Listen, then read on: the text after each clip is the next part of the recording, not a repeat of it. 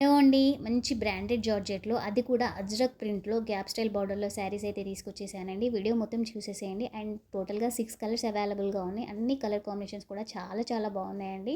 And ఇక్కడ నేను sari opening వీడియోనైతే చూపిస్తున్నాను. ఒకసారి చెక్ చేయండి. శారీ క్వాలిటీ కానీ, క్లాత్ కానీ అండ్ ఎంత ఫ్లోయిగా ఉందో కూడా చెక్ చేసేసేయండి.